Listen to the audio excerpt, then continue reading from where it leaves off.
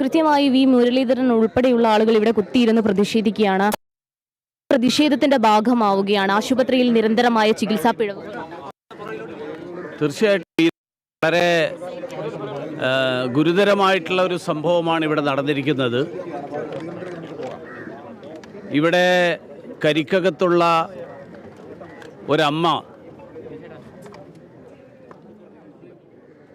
അവർ പ്രസവത്തിന് ശേഷം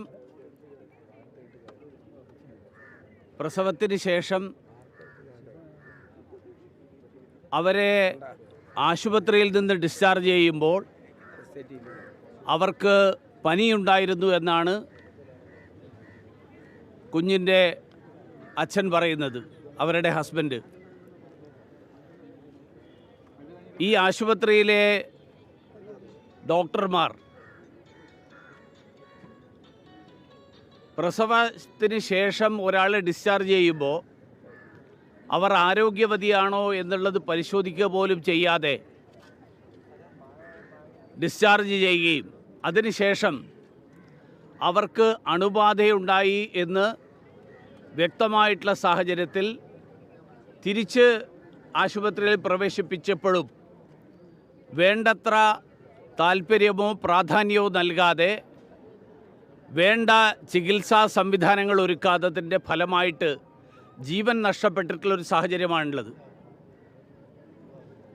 കേരളത്തിലെ ആരോഗ്യരംഗം വെന്റിലേറ്ററിലാണ് എന്നുള്ളതിൻ്റെ നിരവധി ഉദാഹരണങ്ങൾ കഴിഞ്ഞ ദിവസങ്ങളിൽ വന്നുകൊണ്ടിരിക്കുകയാണ്.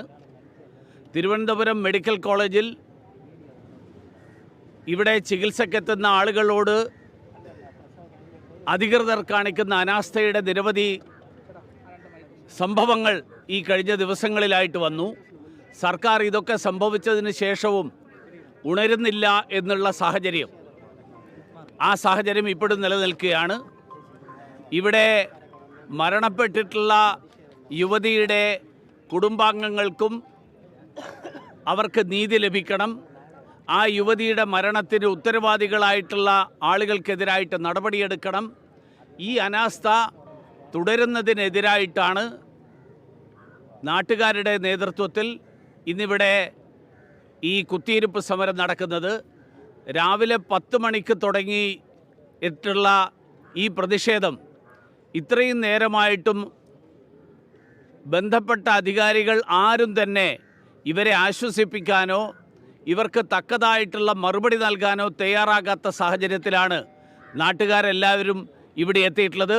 തീർച്ചയായിട്ടും ഈ പ്രദേശത്ത് കാരനായിട്ടുള്ള ഒരാൾ എന്നുള്ള നിലയിൽ ഈ വിവരം അറിഞ്ഞപ്പോൾ ഞാനിവിടെ അന്വേഷിക്കാനെത്തി. തീർച്ചയായിട്ടും അധികാരികൾ കണ്ണു തുറക്കുന്നത് വരെ ഈ സമരം തുടരും. അതുകൊണ്ടാണ് ഞാൻ ഈ സമരത്തോടൊപ്പം ചേരാൻ തീരുമാനിച്ചിട്ടുള്ളത്. തീർച്ചയായും KP തന്നെ ഈ സമരത്തിൽ കുത്തിയിരുന്ന് പ്രതിഷേധിക്കുക എന്നൊരു തീരുമാനത്തിലേക്ക് തന്നെയാണ് വി മുരളീധരൻ ഉൾപ്പെടെയുള്ള ആളുകൾ എത്തിയിട്ടുള്ളത്. പ്രധാനമായും ഏറ്റവും എടുത്തു പറയുന്നത് രാവിലെ മുതൽ ഇവരിവിടെ പ്രതിഷേധവുമായി ഇരിക്കുകയാണ്. പക്ഷേ യാതൊരു തരത്തിലുള്ള നടപടിയും ഉണ്ടായിട്ടില്ല എന്നത് തന്നെയാണ് മനസ്സിലാക്കാൻ സാധിക്കുന്നത്. ഒരു നവജാത ശിശുവിനെ കൊണ്ടാണ് ഈ പ്രതിഷേധത്തിൽ പങ്കെടുക്കുന്നത് എന്നത് തന്നെയാണ് ഏറ്റവും വേദനാജനകമായ ഒരു കാര്യം. ആരോഗ്യ മേഖലയിലെ അനാസ്ഥകൾ അത് വർദ്ധിക്കുന്നു.